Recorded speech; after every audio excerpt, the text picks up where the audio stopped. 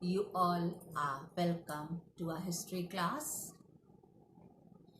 Children, in the previous session, you heard about the urbanization in South Mesopotamia, under which you were explained about the two kinds of settlements. Do you remember? Must be. The first was about those gradually developed around the temple known as the city of Ur, and the next was those developed as centers of trade known as Mari. So around the temples means the temples which were known as ziggurat, means temples of Mesopotamia were known as ziggurat, and you have been told that temples played an important role in the administration of Mesopotamia. You were also explained about the moon god of Ur and goddess of love and war known as Inanna. You were also explained about the problems which were taking place, and those problems were natural, and the second was man-made problems, about which you were explained in detail. We are also told about how development took place in the course of time, means as the time passed, how South Mesopotamia developed. With this, we start our today's session. Point number 8, life in the city. Shahri Jeevan. It means you will be told about the city life of Mesopotamia, how the people lived there, how marriage institutions were developed, and you will be explained about the rights which were given to both male and female. Clear? आज के विषय में आप शहरी जीवन के बारे में पढ़ेंगे, जिसमें आपको बताया जाएगा कि कैसे शहरी जीवन का विकास हुआ, विवाह किस प्रकार होता था, क्या प्रोसेस होता था, और समाज में रह रहे स्त्री पुरुषों को अलग अलग कौन से अधिकार थे, क्या स्त्रियों को अधिकार मिला था या समाज पुरुष प्रधान समाज ही रहा। इसका वर्णन आप इस पॉइंट में सुनेंगे। इसके साथ ही साथ इस शीर्षक के अंतर्गत आपको बताया जाएगा कि क्या समाज में आर्थिक समानता थी या नहीं। So while speaking about the city life, you will also know about that was equality prevailing in the society or not, means was distribution of wealth prevailing in the society, about which you will be explained. Children, a small section of society had a major share of wealth, which shows inequality in the society, about which evidences were found. It means thousands of years before also there was inequality in society, अर्थात Mesopotamia के समाज में जो आर्थिक उत्पादन था उसमें असमानता थी, धन का वितरण असमान था। अर्थात हम इस प्रकार कह सकते हैं कि जो समाज में, जो हमारे समाज में धन का वितरण है, जो आज भी कहीं ना कहीं असमान देखा जाता है, वह पूर्व कई वर्षों, हजारों वर्षों पूर्व से चला आ रहा है। Followed? About which evidences were found through the tablets about which you have been told in the previous sessions. So we'll see how it was. Children's evidences of jewelry, gold vessels, white shells, all these things were found during excavation of some burials seems to be of kings and queens, in which such precious things were found, which we cannot say that it was belonging to a common man. It shows that, or it clarifies that people believed in life after death. अर्थात जब excavation हुआ, खुदाई हुई, तो उसमें कुछ कब्रें ऐसी मिली जो राजा या रानियों की प्रतीत होती थी, क्योंकि एक सामान्य व्यक्ति इतने कीमती आभूषण, सोने के पात्र, सफेद सीपियां और सोने के बने सजावटी खंजर का प्रयोग नहीं कर सका होगा। ये सारी वस्तुएं कब्रों में खुदाई के दौरान प्राप्त हुई, जिससे स्पष्ट हो जाता है कि उस समय के लोग मृत्यु के बाद जीवन है, इस पर विश्वास करते हैं। स्पष्ट है? And children, the evidences were found from legal text. They were related to disputes and inheritance matters. How we have come to know? We have come to know through the tablets, about which I told you in the previous sessions that each minor transactions was to be maintained on the tablets. Every information was maintained on the tablets. So when we speak about inheritance matter, it shows that at that time nuclear family was involved. That is why disputes and inheritance matters were found on legal text.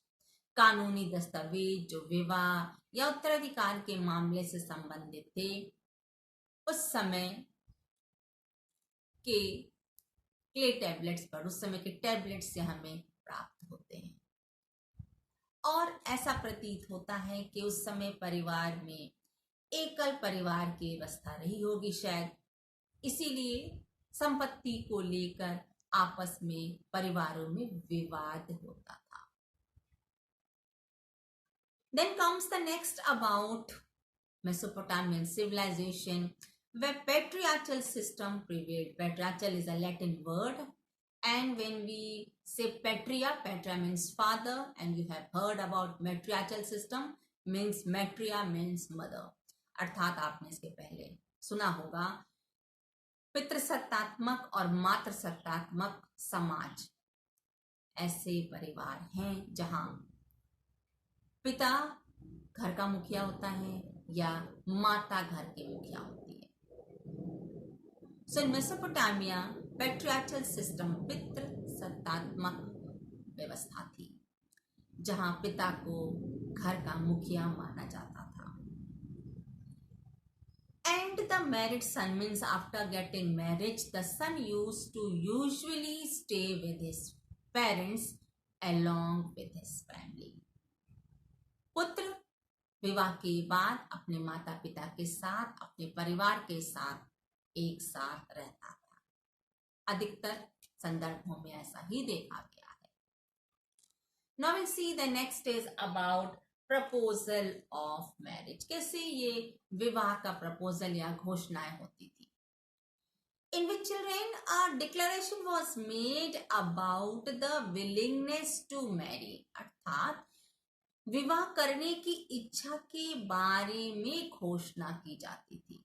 In which bride's family will give the consent, और इस संदर्भ में दुल्हन के परिवार वाले अपनी सहमति रखते थे। And the gifts were given from groom people to brides people, अर्थात दूल्हे के परिवार वाले दुल्हन के परिवार वालों को गिफ्ट्स देते थे। And during the marriage time gifts were exchange by both the families. विवाह के समय दुल्हा और दुल्हन दोनों के परिवार के लोग आपस में उपहारों की अदला बदली करते थे। And offerings were done in temples as honouring the god. विवाह के समय मंदिरों में भी समर्पण किया जाता था।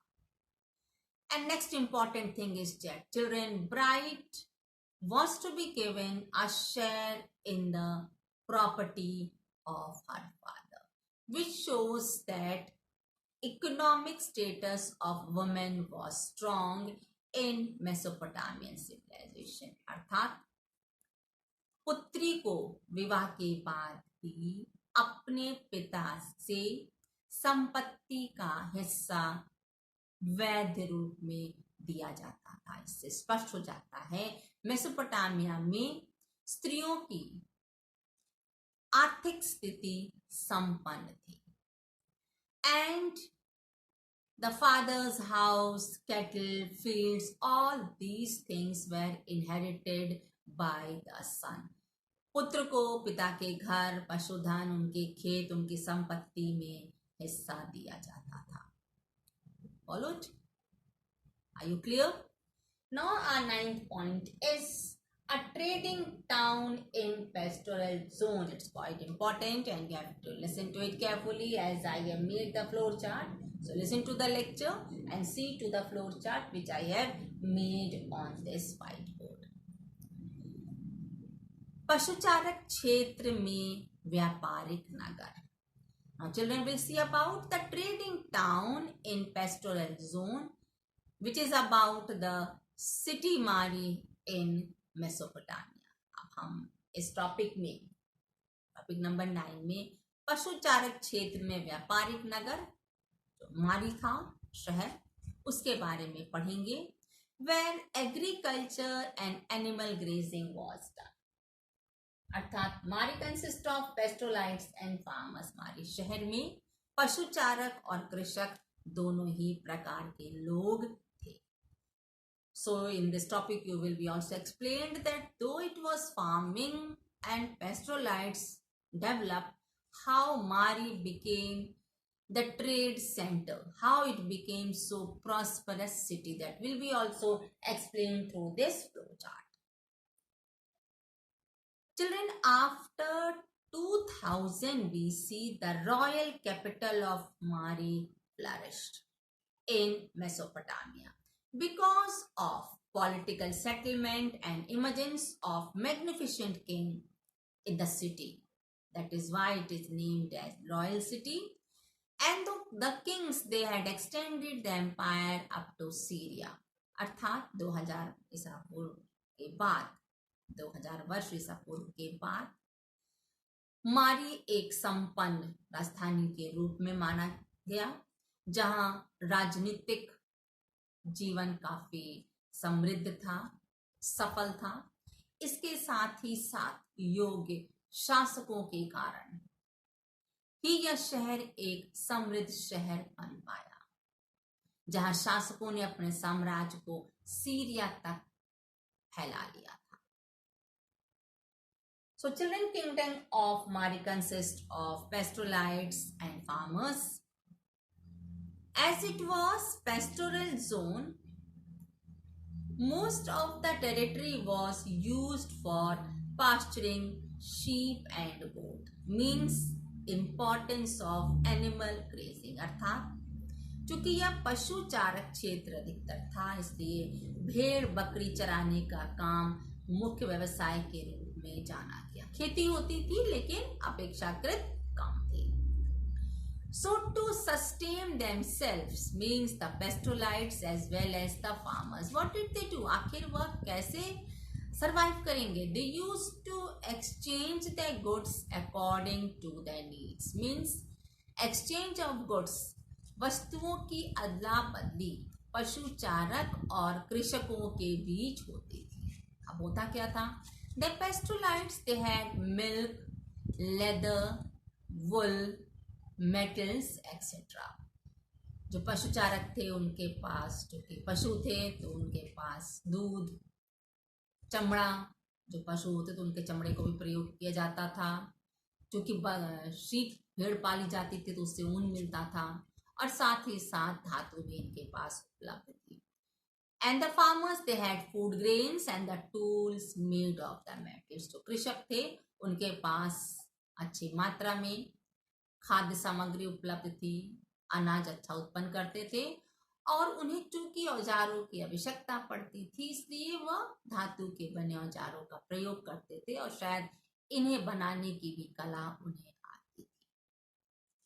Means two different type of communities were living in the city of Mali, which resulted conflicts between them. अर्थात दो प्रकार के समुदाय, पशुचारक और किसान, दो प्रकार के समुदाय रहते थे और इनके बीच छुटपुट मामले या विवाद उठते थे.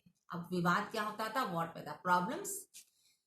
Children, the shepherds, what they used to do, they used to take their herds for drinking water across a sown field, which resulted into damage of crops. अर्थात जो भेड़ चराने वाले लोग थे वो क्या करते थे? अपने जानवरों को पानी पिलाने के लिए वो क्या करते थे?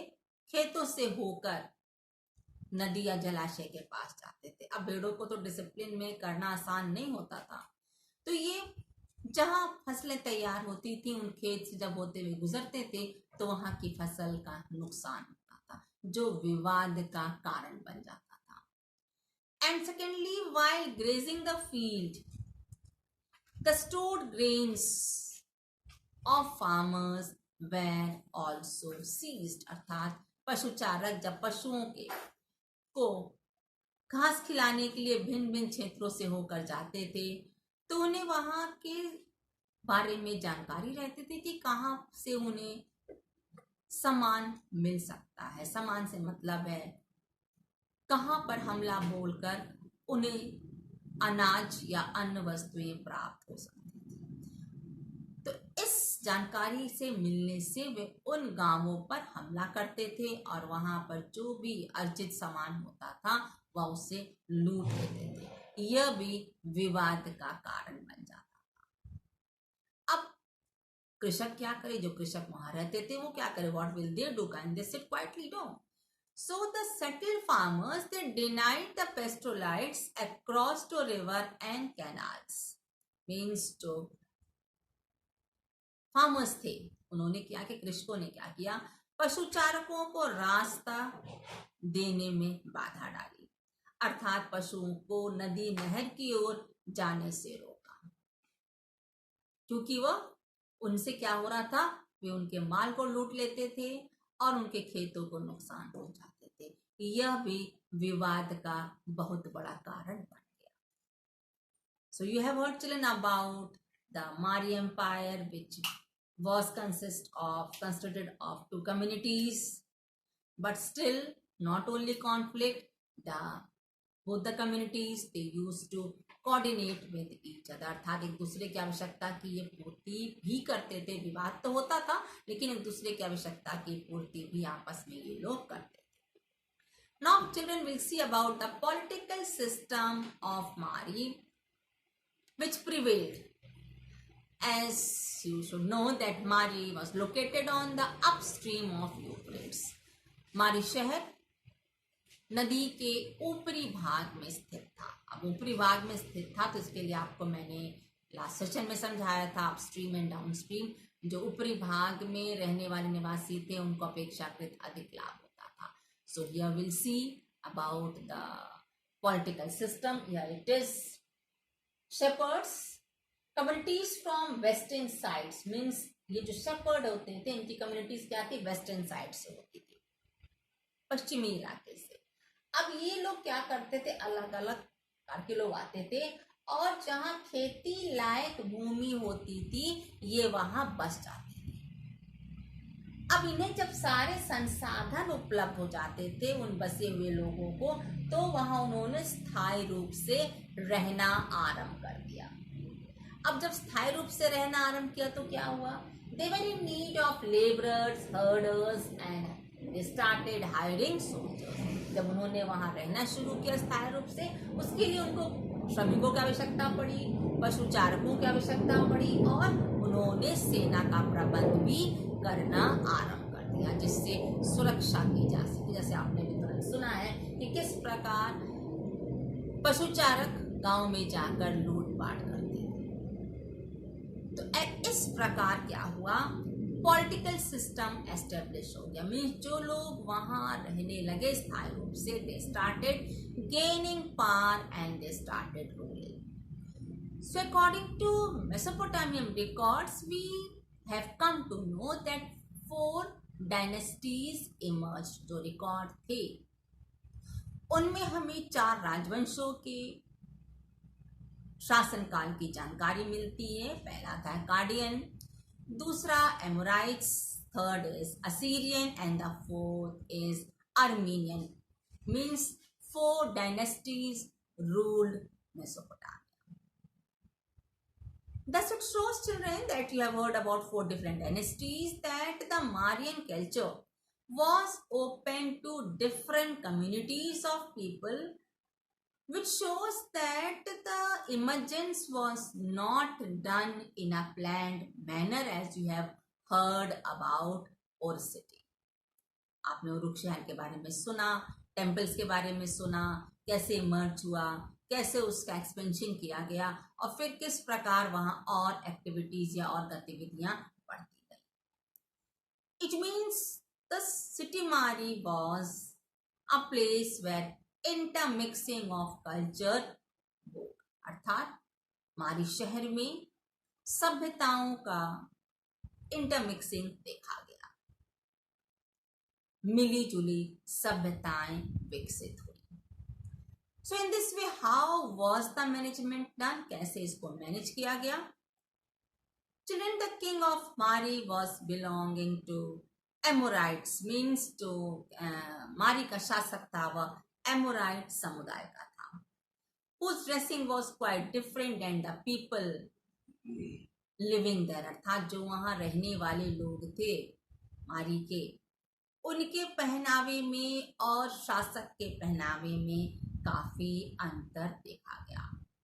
But still, the kings, they respected the local gods of Mari, about which you have heard, the moon god and Inanna goddess. But they raised a temple at Mari for dragon in steppe region, अर्थात steppe क्षेत्र में देवता dragon के लिए मारी में एक मंदिर बनवाया गया, which was called as god of grassland, because we have heard in the previous session that steppe area was a grassland area. So what the king used to do, some important work, he was supposed to be very vigilant because of political establishment. Because in Mari, different communities prevailed and still it was continued. So king was supposed to keep a close eye, close watch to those communities who were still coming. So for what was done for this? For that, informers were appointed who were supposed to inform the ruler about different activities taking in the city, which was done by letters between the kings and the officials. And how we have come to know? We have come to know through the tablets. Means राजा को इस बात के लिए बहुत ही alert रहना पड़ता था, क्योंकि वहाँ अलग अलग समुदाय के लोगों का आना जाना बना रहता था। यदि राजा सचेत नहीं रहा तो आक्रमण का खतरा होगा, उनकी गतिविधियों पर नजर रखना आवश्यक था। इसके लिए अलग अलग अपॉइंटमेंट होते थे, नियुक्तियां होती थी, और उसमें जो गतिविधियां होती थी वह लिखित रूप में राजा को बताई जाती थी, जिससे समय से उसके लिए प्रबंध किया जा सके, इससे हमारे शहर की सुरक्षा। स्पष्ट है। Now the next is the last point of this topic, economic system of Mari, Mari की आर्थिक दशा। Children, as it was said that trading town in pastoral zone, so how it happened to become so prosperous, जैसे आपको कहा गया कि यह शहरी क्षेत्र तो था, लेकिन यहाँ पर पशुचारक थे और कृषक थे। फिर व्यापार इतना समुन्नत कैसे हुआ, कैसे व्यापार इतना विस्तृत हो गया। Children, Mari as urban center with prosperity, it was located on upstreams of Euphrates, means movement of goods will be through rivers.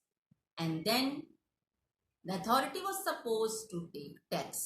So imposing tax was one of the most important source of Mari for its prosperity. How it was done? We'll see to the flow chart. You can see here Mari at the center. Here Mari is established, and Lebanon, Syria and Turkey. From these places the things are passing through Mari. ये मारी शहर है, नदियों के बीच बसा हुआ शहर है, ठीक है, यूफ्रेट्स के ऊपरी सतह पर। एंड लेबनान, सीरिया और टर्की से जो व्यापार होता है वह मारी से होते हुए, अर्थात जो यात्रा होनी है वो नदियों से होनी है और मारी शहर से होते हुए जाना है। अब उसमें से होकर जाता क्या है? Grinding stones, word, wine, oil jars, metals, अर्थात यहाँ से कई सामान एक स्थान से दूसरे स्थान जा रहे हैं। अब उन सामानों में जैसे कि आपके गिजाई के पत्थर होंगे, लकड़ी होगी, शराब है, तेल के डिब्बे हैं, धातुएं, ये सारा कुछ होते हुए कहाँ से जा रहा है? इसी मारी एरिया से, जो नदी का क्षेत्र है, नदी के क्षेत्र के पास बसा हुआ है। And the Kings were very vigilant. So what was they doing? The things which were passing through Mari, tax was imposed. उन पर कर लगा था, जो मारी एम्पायर के लिए आय का एक महत्वपूर्ण साधन था। इसके साथ ही साथ जैसा आपने सुना कि राजा गतिविधियों पर खास नजर रखते थे। It means by keeping close eye over the activities taking place around the city, Mari was also much benefiting to the ruler. क्योंकि आसपास की गतिविधियों पर राजा ध्यान रखते थे, प्रबंध किया था कि उनको सारी गतिविधियों की जानकारी मिले। इससे भी मारी शहर सुरक्षित था, लूटपाट कम होती थी, आक्रमण कम होते थे, जिससे मारी शहर समृद्ध शहर बन गया। I hope you got all the points, children. Is it? So please go through the points which I have written. Just have a look carefully. All the points which I have written, you can write it on the copy, not the fair notes copy, the next copy which I have asked to prepare, so that you will find easy to learn and write the answers when asked. I hope so. You must have seen properly. Is it? Okay. Thank you, children. God bless you.